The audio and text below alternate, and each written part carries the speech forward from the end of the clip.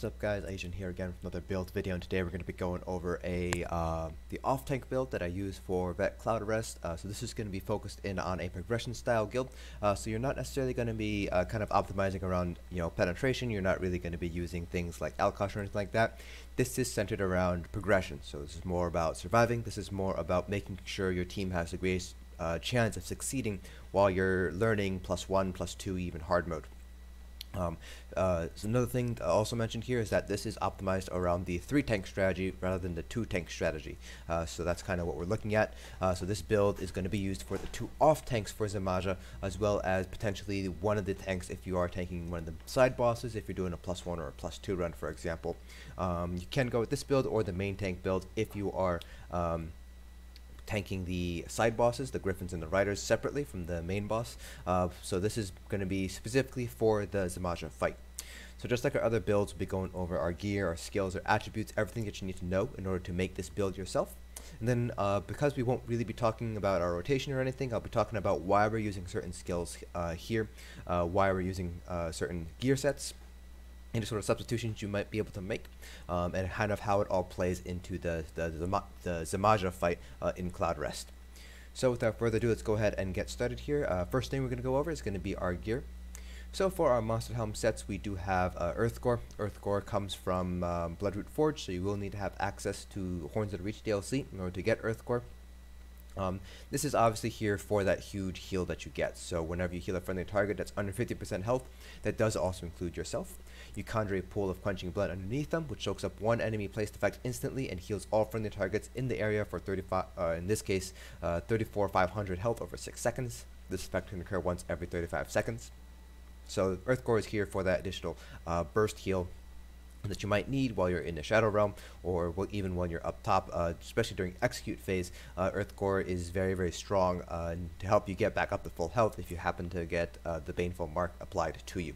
Now the downside of Earthgore is 1, you need to have the Horns of Reach DLC, and 2, it can occur every 35 seconds, which is it's a fairly long cooldown, all things considered. So Earthgore does have that sort of weakness behind it. It's not going to be consistent heals, but when it does proc, you're going to be thankful that it did, especially because when it does proc, we're going to be under 50% health, which means we'll be sitting at around 22k health or so. So when Earthgore procs, we'll be able to basically heal ourselves up to full over 6 seconds. Now there is another helm, monster helm, that you might want to consider using, and that's going to be Malubeth. Malubeth comes from Wayward Sewers 2. So this is a base game set, so if you don't have access to Horns of Reach DLC, then you can go with Malubeth instead. It has max health, and whenever you take damage, you have a 6% chance to create a beam that steals, in this instance, 5805 health over 4 seconds from the attacker. While this beam holds, you gain major vitality, increasing your healing received by 30%. And the beam breaks if the enemy moves further than 8 meters away. This effect can occur once every 6 seconds.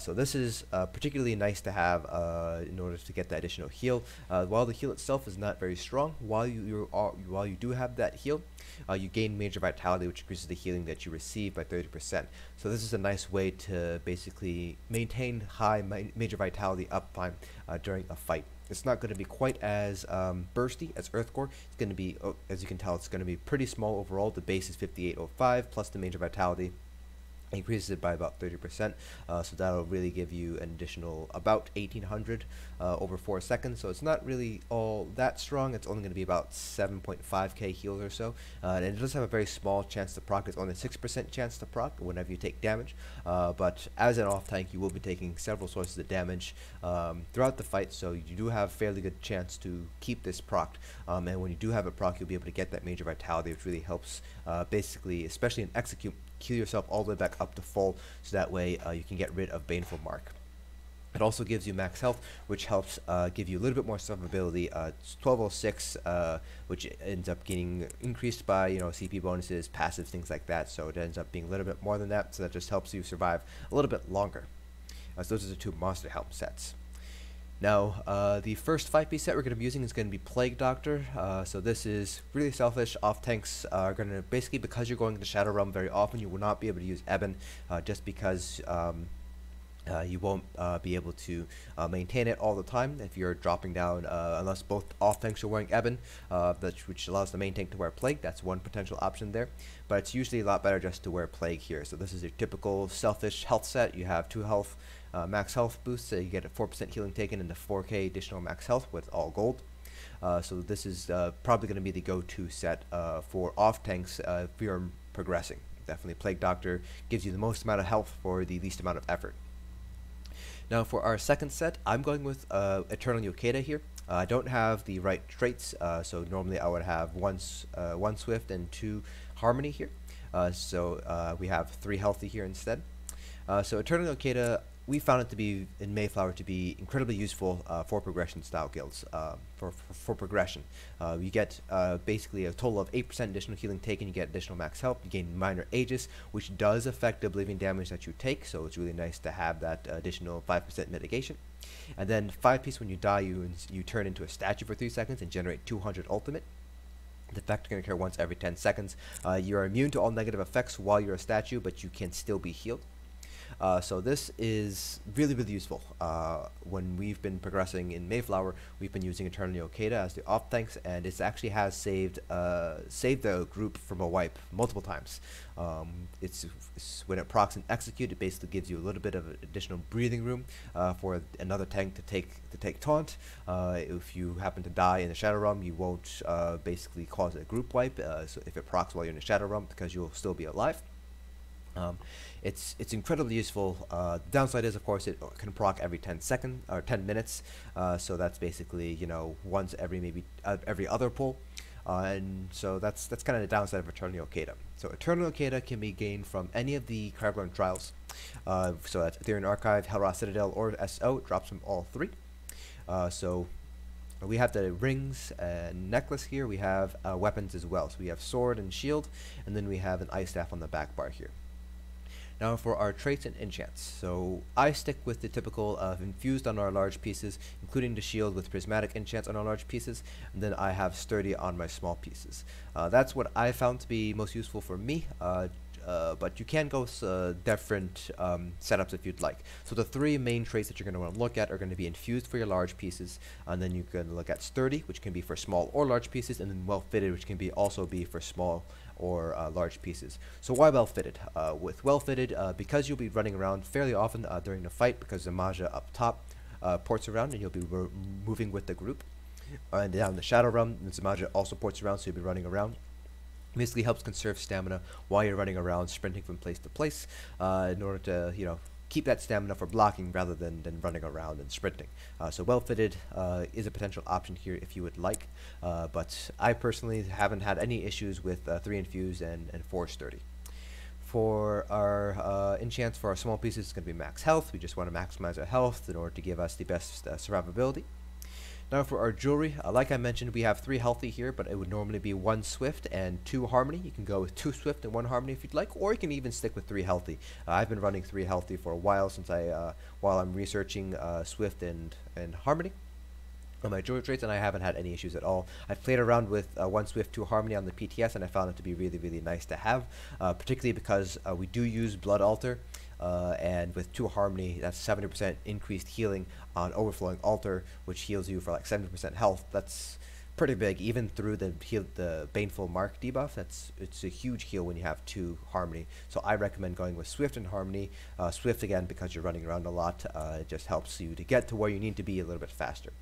Now for enchants, I have 2 shield play and 1 reduced stamina cost. You can go with all 3 shield play, you can go with all 3 reduced stamina cost.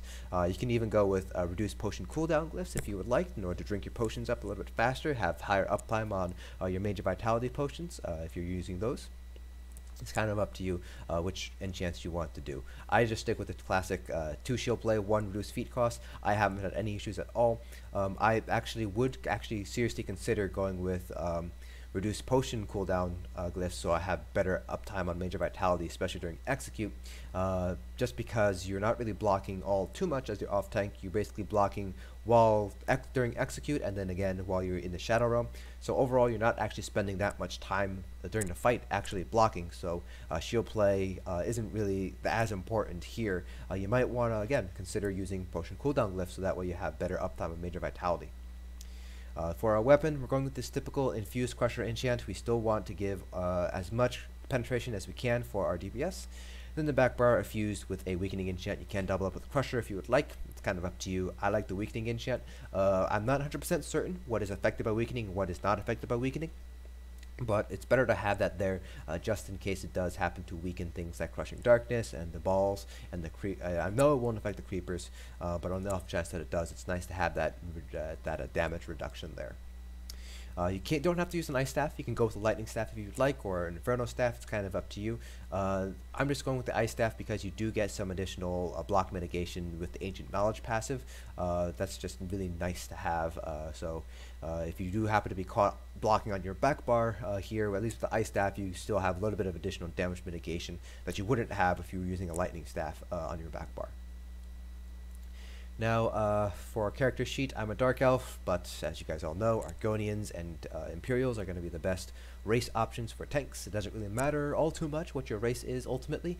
Race does not play as big of a factor in your success as a tank. It's more about knowing the fight mechanics, knowing how to adapt. That's going to be more important to success compared to your race. Then for attribute points, I have 4 magicka, 50 health, 10 stamina. This is just to ensure that my stamina is higher than my health or magicka at all times. So generally speaking, this is a pretty good setup to go for. But again, I am a Dark Elf, so if I was an Imperial, I would have more stamina than magicka in terms of passive boost for my racials. If I was an Argonian, I'd have more health, and I'd get less stamina because I don't have any max stamina racial passives.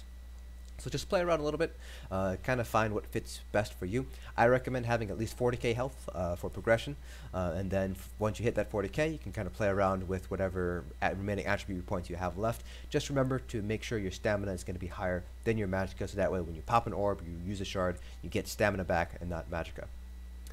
For Abundus, we're sticking with the Atronak, pretty plain and simple there for the additional magicka regen. And then for our food, we're going with the typical purple food, so max health, max magicka, max stamina, nothing too drastically changing there. Then we are a vampire for the additional passive boost to our regen, as well as damage reduction from the vampire passives. Now for our ability bar, starting off with our front bar, we have our taunt, obviously, pierce armor, heroic slash, a fragmented shield here. This is for the major mending. I like to have that major mending there, especially during execute. You pop major mending, you have major vitality, minor vitality going. You have you do a green dragon blood that really helps basically heal you back up very quickly with that additional major mending. So I recommend going with fragmented instead of igneous, but it's kind of up to you which one you want to go for. Balance. You can replace this with the Sigic Order skill line, Deep Thoughts or Introspection, but I like Balance because it gives you your major resistance buff, so I don't have to take up another slot with Hardened Armor. The downside is, of course, Balance reduces the healing that you do, and you reduces your shield strength by 50% for 4 seconds after you use it, and it does cost health, and you don't gain back any stamina. You would have to do a Balance into Fragmented Shield in order to get stamina back. So that's just an additional global cooldown you have to go through. But again, the addition of Major Resolve, Major Ward with Balance basically frees up 1 slot for you to use, and I like to have that additional flexibility with having an additional skill slot rather than having Deep Thoughts or Introspection. The other thing too is you can block while using Balance. You can't block while using Deep Thoughts and Introspection. And while you do happen to gain Major Protection if you have the Liberation, it's 30% damage taken reduction, but it's not going to be as strong as blocking, which is a base 50% reduction, not including all the passives and things like that. So while you do get that Major Protection while using Deep Thoughts or Introspection, it's not going to reduce your damage as much as if you were blocking. So that's one of the reasons why I use Balance instead of this Meditate morph. I have Absorb Magic here, and then I have Temporal Guard, 1 for the minor protection, and 2 because it helps us combat Baneful Mark. So we get hit by Baneful Mark, our health drops down to 10%. If we hit Undo, it brings us back 4 seconds before that Baneful Mark hits, and hopefully we'll be close to max health, if not at max health, 4 seconds previously, and that completely removes Baneful Mark. So this basically, if you're during execute and you get applied, Baneful Mark is applied to you, you pop an Undo, you get your health all the way back up, and you basically are able to continue to tank Zamaja during execute until she reapplies Baneful Mark, and then you might have to see if you need to swap or not, depending on whether you have potions up, your healers, and things like that. So Undo is a very, very powerful morph to use in Cloudrest right now. Go with the Temporal Guard morph because you get that additional minor protection. Precognition is not going to be all that useful because you will not really be crowd controlled at all during the fight at all. So go with Temporal Guard for the additional 8% mitigation. It's just due to the way damage mitigation works, it's not going to be quite as strong, but every little bit does help, especially during progression. For our back bar, we have Inner Rage, our Ranged Taunt, Green Dragon Blood, Overflowing Altar. Go with Overflowing, not the other morph, which Sanguine Altar, because you do want the stronger synergy instead. You want Blood Feast instead of the Blood Funnel synergy. You'll want that additional burst heal to help out people in Execute get rid of Baneful Mark by healing them up a lot stronger. I believe Inigo has an instance when he uses the Blood Feast synergy and he heals for something like 80k or something like that. So it's really, really powerful synergy to use. It really, really helps out. Then we have Bone Surge. So this is an Undaunted skill line. This is a morph of Bone Shield. We're going to be using this for the Major Vitality. So when you activate this shield, you basically gain a damage shield for 30% of your max health for 6 seconds. And then anybody nearby can activate a synergy, which grants that person and up to 3 people around them a 100% damage shield. So if they have like 15k health, they'll gain a 15k damage shield for 6 seconds. Plus they gain Major Vitality for 6 seconds, which increases the healing received by 30%. So again, during Execute, when you need to get rid of Baneful Mark, it's nice to pop a Bone Surge in order to, you know, give everybody Major Vitality to help out the healers, heal everybody all the way back up to full, so they get rid of Baneful Mark as quickly as you can. It's really, really important to get that up during Execute phase, so tanks are able to swap a lot easier. And then I have Crushing Shock here. So this is here for the ranged interrupt, depending on which boss you're using in +1 and +2. For example, if you're going with Sororia, you don't have to interrupt at all because she doesn't have interruptible. But if you're going with Gallinaway or Reliquin, then you will need to do a ranged interrupt because they do have interruptibles that you will need to hit. So it's nice to have Crushing Shock too. In addition, you might need to potentially interrupt Zamaja or the Shade of Zamaja's interruptible move as well, and you might not be able to get there in time to do a regular bash attack. So having Crushing Shock here is really, really nice to have. I would recommend keeping it. Additionally, you do need to have a Destruction Staff ability slotted in order to gain the additional block passive from Ancient Knowledge here. So if we go over down to Ancient Knowledge, you will need to have a Destruction Staff ability slotted in order to gain the increase in the amount of damage you can block. So I would recommend slotting Crushing Shock regardless in order to gain that additional block mitigation from Ancient Knowledge. And then Aggressive Warhorn, that just goes without saying, you're going to be using this while you're not down the Underworld, especially before Execute, just for the additional DPS. So you don't really have that many flex spots here. All of these skills have a purpose in the fight itself. So there's not many flex spots here that you can potentially go for. Absorb Magic. This is here for the damage mitigation. Again, every little bit helps, but also you can use it for the heavy attack from Zamaja or the Shade of Zamaja. It basically will cut down the damage, the base damage that's used in the damage calculation. So for example, let's say unblocked Zamaja's heavy attack would hit you for 80k. In this particular instance, it would take about 23k out of 80k, and then it would calculate the damage I would take based on the remainder. I think it would be 57k. So block mitigation would reduce that down by 50% plus whatever passives I have. So Absorb Magic does end up reducing the amount of damage you take from the heavy attack. Plus it also heals you as well, so you take the damage and then you heal a little bit. So whenever I use Absorb Magic against the heavy attack, I normally take only about like 5k damage or so when you account for the heal. And it also can proc Earthgore as well, so that's nice to have. And then down in the Shadow Realm, while the orbs are up, they shoot projectiles out at everybody who's in the Shadow Realm, and Absorb Magic will actually absorb that and heal you. So it's nice for additional healing while you're down there if you don't have like a Sork running the Twilight Matriarch down there, for instance. So I like to have Absorb Magic here. But if you're using Balance, you don't necessarily need to use Absorb Magic. You can use something like Vigor here if you'd like. It's all up to you what you would like to put here if you don't want to use Absorb Magic. So this would be the only flex spot I would argue if you are using balance. And again, if you decide to use the Psijic Order Meditate, then you will have to have hardened armor here for your major resistance buffs, just because you won't have a source of your resistance buffs otherwise, and that's pretty important to have up. Alright, let's go over our CPs. It's pretty much identical to your standard tank CP. So we have 64 in our cannons, 56 in tenacity. It gives us 120 points into the lever, which gives us the wind running, which increases our movement speed. Very important to have. Then we have block cost reduction with Shadow Ward, 40 into tumbling for dodge roll. Then 23 into Warlord and 11 into Sprinter, again because you will be running around a lot, so it's nice to have the additional save that stamina for blocking instead of like sprinting. For our blue CPs, 100 into Blessed, 81 into Elfborn. This is just to help out our crit heals, and our healing done. We need as much healing as we can possibly get, especially during Execute, to get rid of Baneful Mark.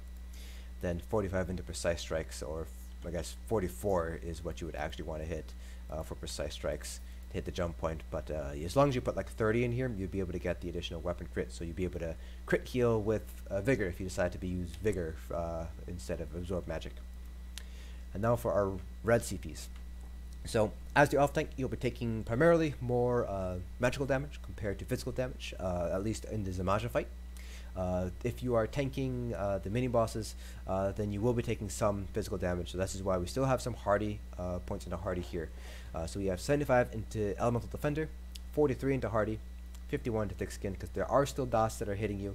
So for example, Mind Blast will leave a dot on you, Crippling Shadow, and depending on which mini boss you end up fighting. For example, Savoria will put a dot on you, so it's nice to have thick skin there as well. And then 66 into Ironclad to reduce direct damage attacks. So this CP setup should help basically be good for the side bosses as well as Zamaja as an off tank. Then we have 15 points into Quick Recovery for additional healing received. Again, as much healing as we can get to get rid of Baneful Mark during Execute. That's going to be really, really important. I can't stress it enough to have as much healing received, as much healing done bonuses as you can for Execute phase.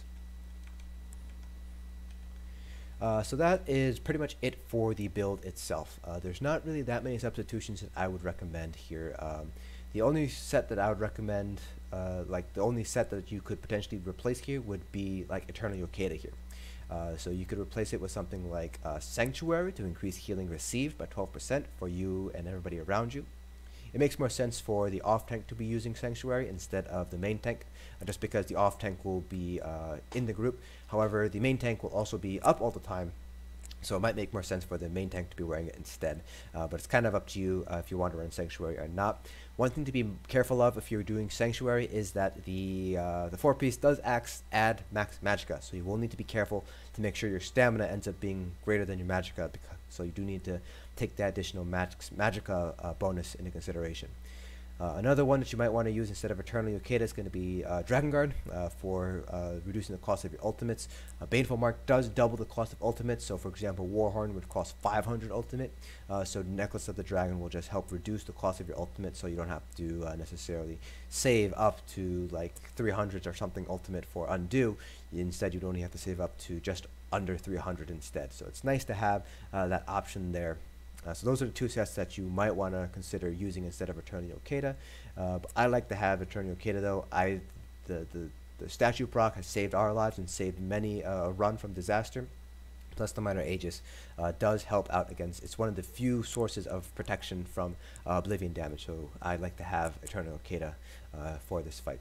You could even do the ultimate health build and just double up on your health build, so just do Plague and Ebon if you would like to do something like that. That's another option if you really want to basically maximize the health that you have. So that's it for this build video. If you guys have any questions or comments about this build, regardless if it's the build or about how to tank Cloudrest itself, feel free to leave them down in the comment section below. I will try to get back to you as soon as I can. Thanks for watching this video. Hope you guys found this informative, and I'll see you guys in the next dungeon.